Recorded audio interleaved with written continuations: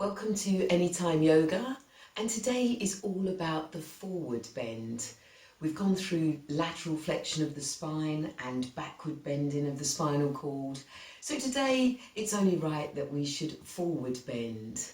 We're going to be doing some warm-up movements, and then we'll get straight into the forward bends with leg variations.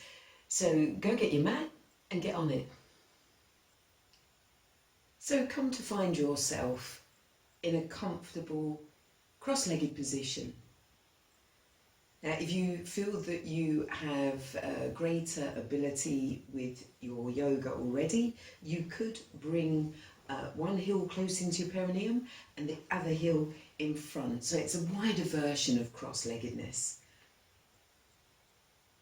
You might like a wall behind you to prop up the back, the spine. That's fine. Get yourself to a position that's really comfortable and allows you to relax and let go. You can close the eyes here as well as you commence focusing on your breath.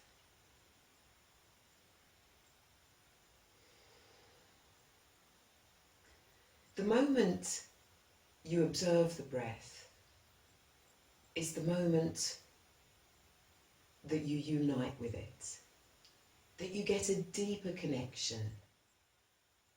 And through this, you will gain a deeper understanding of your breath cycle and just exactly what it's doing. Now, first and foremost, when you start observing the breath, it will lengthen and deepen, and indeed you can activate this. You can begin to take a longer breath in and a more conscious and controlled breath out.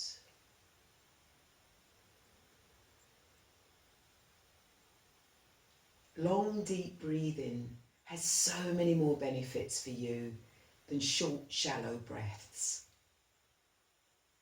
So start to train yourself to take more time over your rhythmic breath cycle.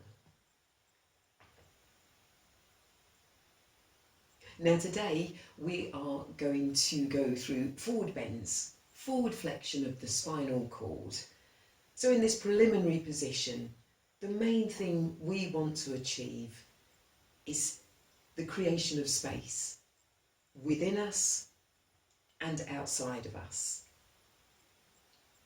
So looking inward, take a breath, inhale, and feel this rising commence.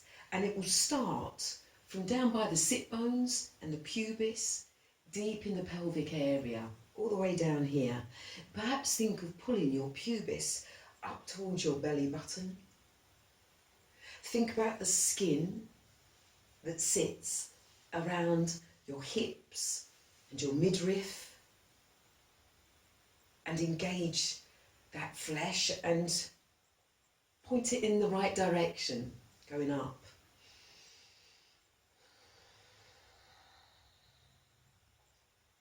All parts of your body can be integrated into every movement through yoga.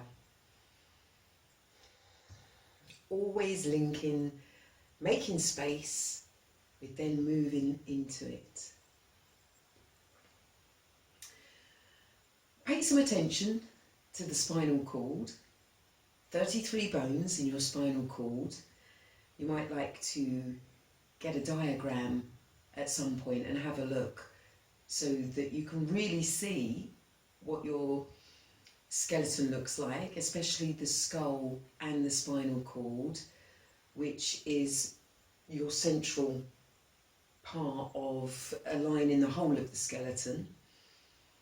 And once you've seen that image, then when you sit in a yogic posture and close your eyes, you'll be able to tune in easier, quicker. So for just warming up into our first forward bend, we want to think of getting some space around our hips here and here, lifting our hips upwards, lifting the ball and socket joint that is the hips, lifting that up and away from your two femur bones here, your thigh bones. And the bones here, they have got the knuckly bit at the end, right up in the hip. The hip sits on top, so when you breathe in and lift that hip, you then have greater ability of hinging it over. So let's try that. Close the eyes and using your powers of visualization, picture your pelvic area, including your hips, the ball and socket joints there, and lift them up with a breath in. Now, as you breathe out, have a gentle hinge forward. Immediately ask yourself, have I slumped? Am I rounding my shoulders forward and collapsing my ribs down into my stomach? Or am I keeping my torso long and lifted as I hinge forward? You might like to bring the hands in front of you. Place them on the mat. Take another breath in. Check that both sitting bones are still connected with the floor. There'll be every chance that as you go to lean forward, your buttocks will come up. And you want to avoid this happening, so it's all about pressing those sit bones down into the mat, and the base of your spine, your coccygeal region, it just points behind you. Lift up, create space, and gently walk the hands forward. And if you're only at this point, having a nice straight spine at this level of forward flexing is a lot better than doing this.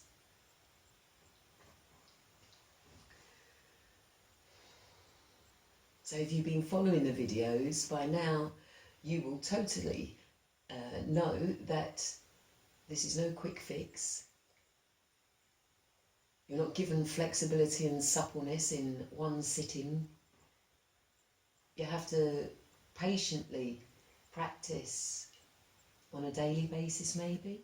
At first, maybe just once a week, and then that once a week will turn into twice a week, and then 3 times a week.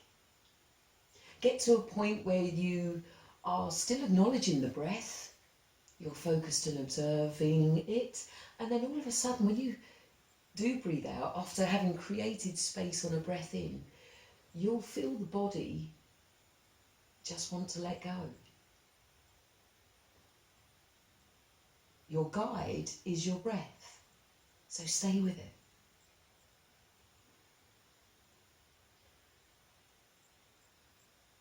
And then let's walk our hands back in towards our lap, but we pull the tummy in as we rise up because the stomach muscles give support to your spinal cord,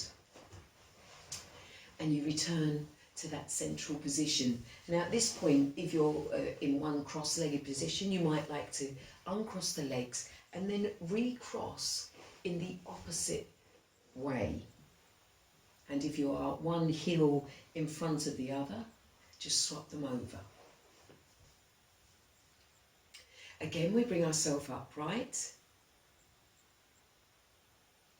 and we take a breath and we rise up and we create space and we experience being in the moment as we are moving, hinging our hips forward. We've elevated, we've lifted, and then when we breathe out, we surrender.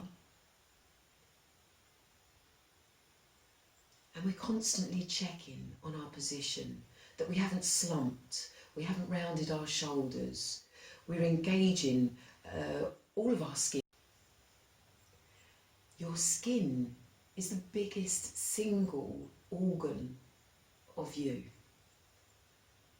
So send a message and get it activated, get it actioning, get it involved in the movement. All this skin around the trunk of the body can be lifting and moving up as you're progressing into your forward bend. You might like to get the forearms down on the mat in front of you. If they don't reach there, what about in your lap to begin with? And then rectify the alignment of the spine and get the head and neck in a natural alignment. So you're not holding your head up too far at the moment and you're not dropping your head down too much. If you take the time to observe inwardly, you'll feel it. You'll know that it's right.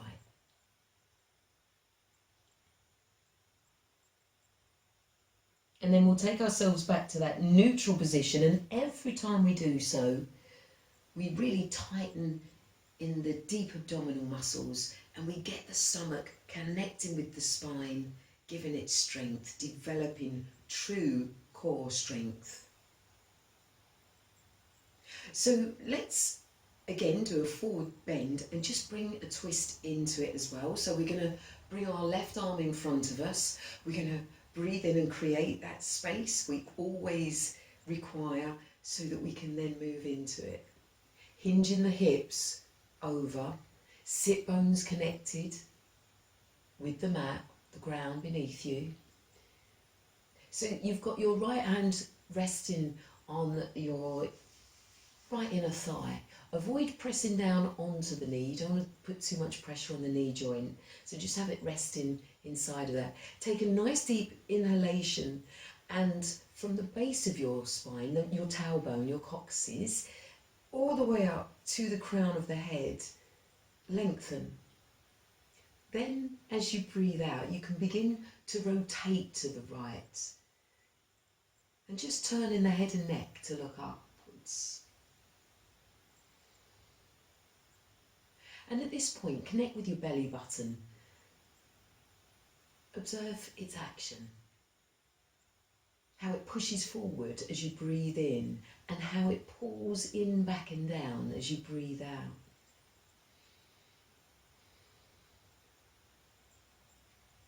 And then with a nice soft jawline, no clenching of the teeth, let's move through the centre. Let's swap the arms over. Again, keeping that observation, and you can do this with the eyes closed if you want. Look inward. Picture those 33 bones of your spinal column and how they twist to the left and how the skin on your body turns and rotates to the left. And then coming back through centre and to neutral. Nice deep breath in and out.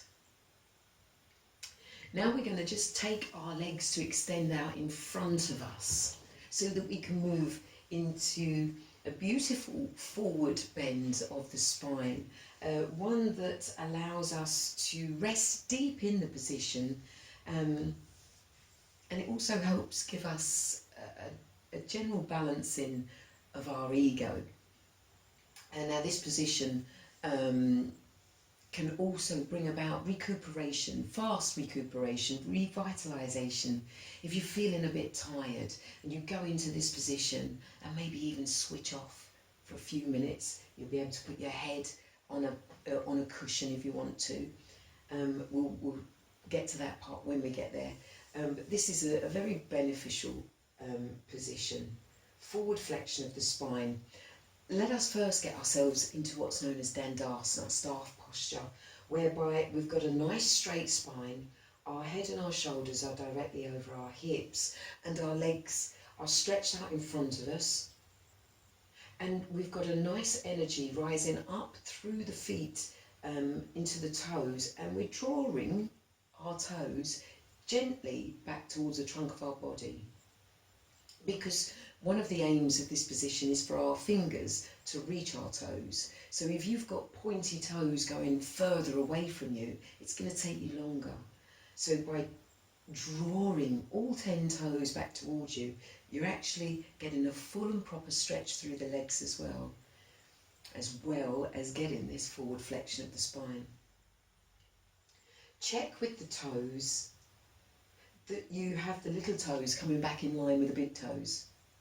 There's every chance that when you draw the feet back towards you, your big toes will come back first. So if you think about putting your instep forward to the wall in front of you and the outside edge of your feet, bring them back towards the outer edges of your torso, and it will flatten the feet off and bring all 10 toes back. Your body is yours. You are able to adapt and adjust into a position. And one thing that will help you in this is to sit further forward on your ischium. So get one hand under the buttock and pull that buttock cheek up into the small of your back. Do that on the other side, and it gives you a shift forward. Let's link the thumbs, breathe in, raise them up, get the hands and arms parallel with the thighs. Nice deep breath in, and it's here where we lift internally, pick the tummy up, pick the hips up away from the femur bones, and then begin to hinge forward. Now again, we want to take our time here.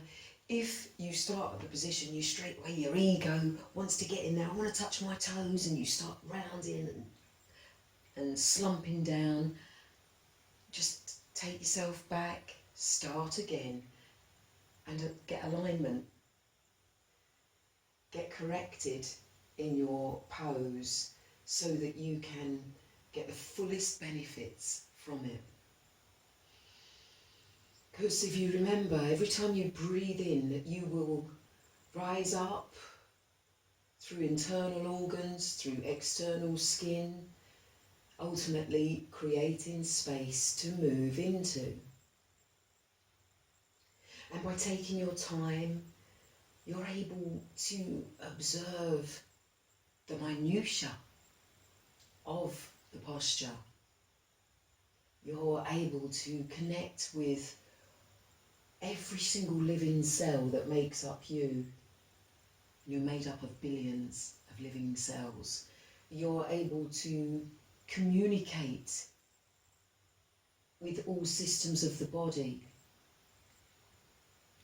So get yourself into a comfortable forward flexion. If you can't reach your toes and your ego is screaming at you to get there, maybe use a belt for a while and it'll act as a bridge. And in time, you'll be able to walk the hands along the belt as you grow more familiar with your breathing and how it's allowing you to surrender, especially when you breathe out. And at this point, this is where you could bring a lovely cushion to just rest onto your knees so that you can switch off in a forward flexion. Close the eyes, listen to your breath and its rhythmic cycle. If at any point your legs are shaking, that is your nervous system telling you you are overstretching, and you want to avoid overstretching your nervous system. So that would simply mean come back to a lower level of the position and practice at this stage more and more. Your guide is your breath. It's going to demonstrate to you that it will let go when it's ready. There is no rush. There's no race, no competition. You are simply maintaining your well-being. Relax the upper back, let go of the shoulders. Be aware if your shoulders are up by your ears. Can you soften them down, and can you make some space around the neck and throat?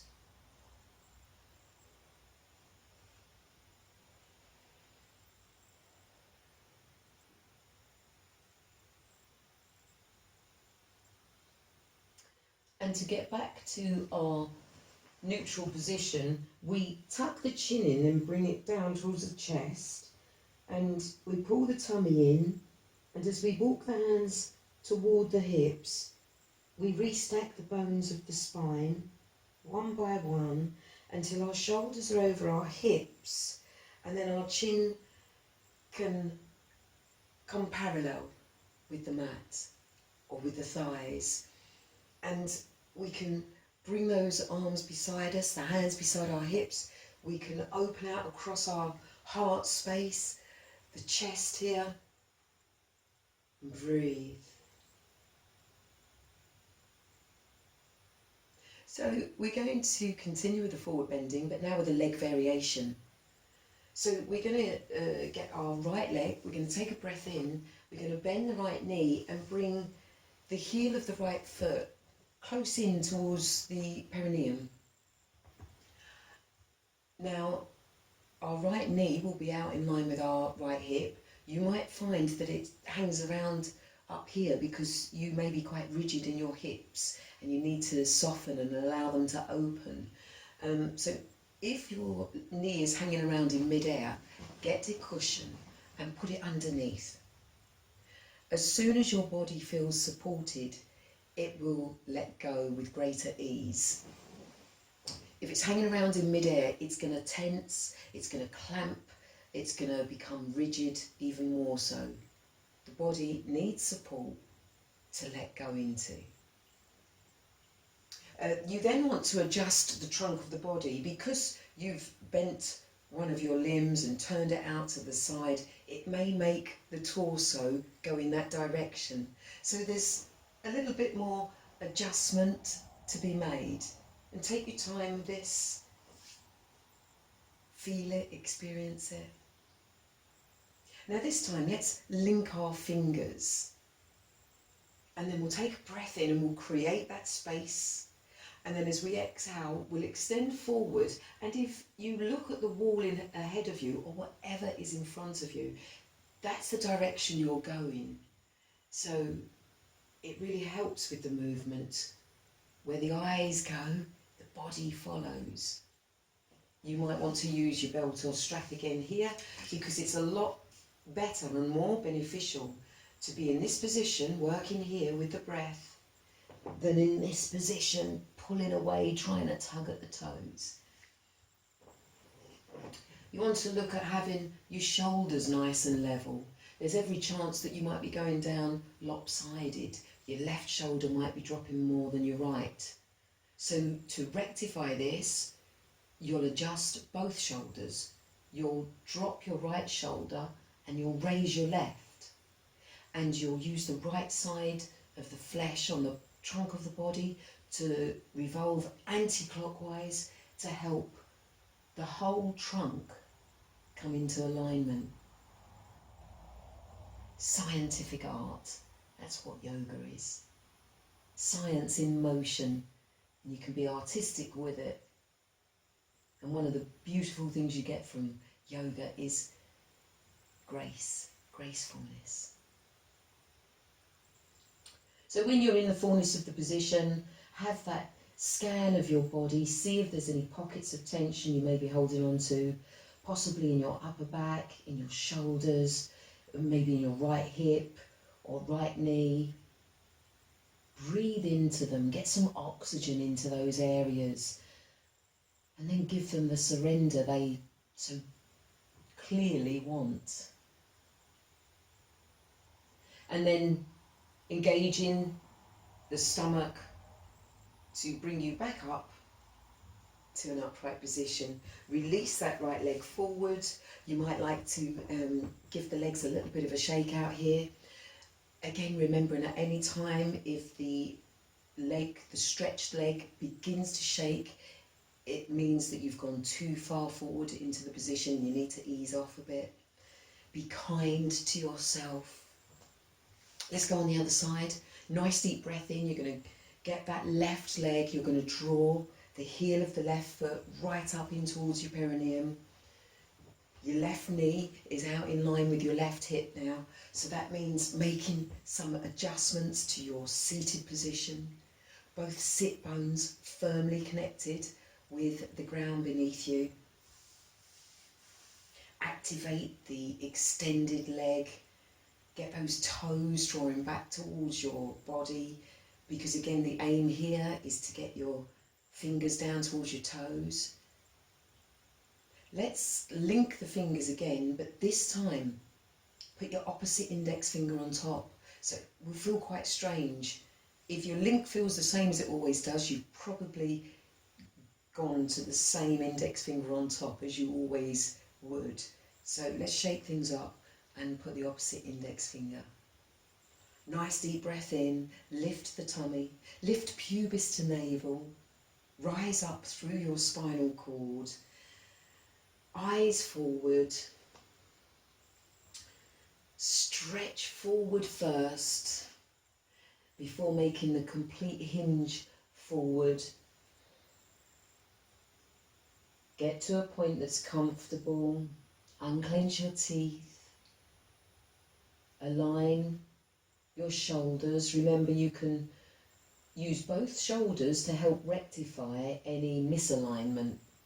So if your right shoulder is lower than your left, lower your left, raise your right, and then utilise the torso, the flesh, the bones. Remember, this rib cage, it's rounded, so you can adjust and adapt clockwise, anti-clockwise.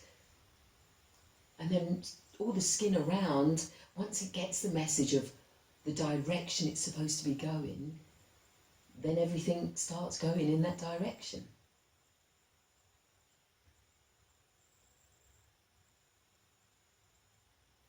And then we activate that message of stomach, connecting with spinal cord, developing core strength, to return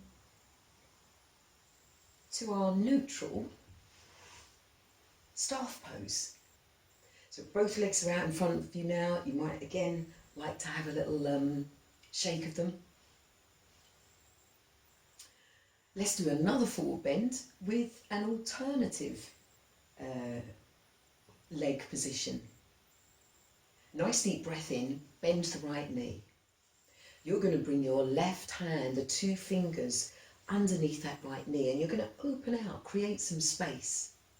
You're going to take your right hand onto that fleshy calf muscle, open it out, so you'll be making an anti-clockwise movement with the skin there, and turn it back upon itself, bringing your right foot alongside your right hip, front of foot into the mat. Now, to begin with, if you're not used to this position, you might find that it hurts the front of the foot, being on hard ground or on a mat. Then put something comfortable under it. Put a little folded towel or blanket or cushion. Make the position comfortable. As we said earlier, when the body feels supported and comfortable, it will start to let go. So because you've redirected that right leg, you're going to need to make adjustments, because it might make you tip to the left. So if it does, just stabilise your torso, lift your buttocks slightly, and then position them so that you feel both sit bones are connected to the earth beneath you, and you're evenly weighted, your head and shoulders directly over your hips. And through inhalation, you're constantly telling yourself to have elevation and lift and rise upwards. And the more you communicate this to yourself, the more it becomes second nature. So this time, take your body forward in whatever way feels comfortable. You can walk your hands forward, you can stretch your hands forward, you could reach up and round them forward. You create which way you'd like to go into the bend this time. Again, doing it consciously and with control, i.e. slowly. So you might get to a position and then you can take your mind right down to the base of your spine, the coccyx. You can lift that flat fused area up to meet this flat fused area of the sacrum, and then lift the sacrum, and then a continuum starts, and everything above just wants to head in the same direction. It's being told, okay, we're lifting up, we're lengthening, we're creating space, we're making room so that our good cyclic breath is now taking rich oxygenated blood everywhere. It's finding all those parts that possibly would have been tucked away, cramped away, but now you're giving space.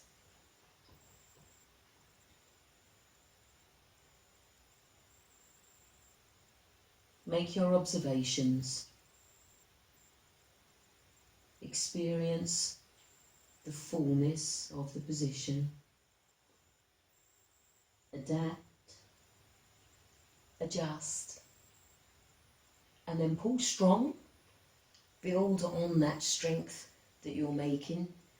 Build on the communication between your stomach and your spine. And return upright, Dandasana, staff position. Let's go on the other side. So we're going to breathe in, we're going to bend our left knee. We're going to take 2 fingers of our right hand and pull the flesh out from that dark area under the knee. Left hand on left calf muscle and roll that flesh out. It'll be in a clockwise position now. So it's rolling outwards to make space in the back of the knee so that you can then turn that left leg back upon itself. Left foot rests in line with left hip.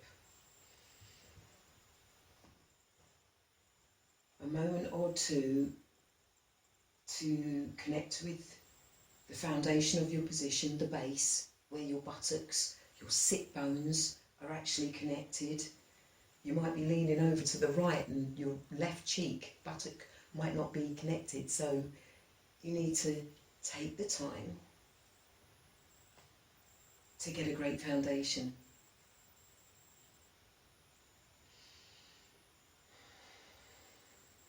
You can close the eyes to make the movement, giving you real insight into what your skeleton is doing, what shape it's making,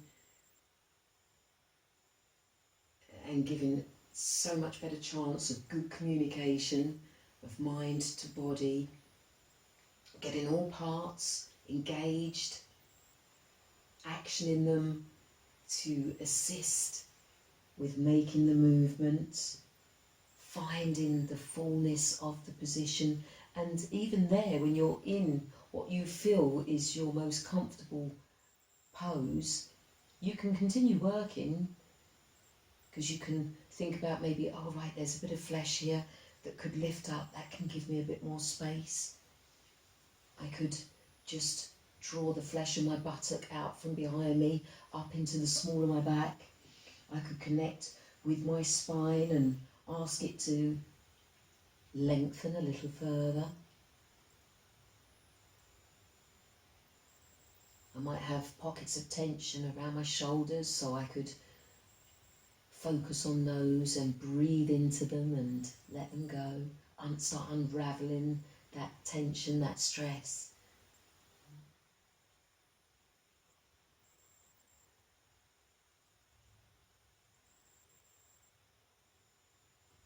And then bring myself back to get my shoulders over my hips and my chin parallel with the floor. Release the left leg forward. A little bit of a shake of those legs. And then bringing yourself back to your original seated position. Just for the last few moments of exploration, especially to experience in the moment how you feel right now. Is probably you're going to feel a little bit more spacious than you did 15 or 20 minutes ago. Very likely your nervous system is going to be calmer. You're also going to have this new feeling of vital energy. You feel recuperated, ready to continue with the day ahead or the night ahead, because yoga can be practiced anytime, almost anywhere, and by everyone, for the good of all. We'll see you tomorrow.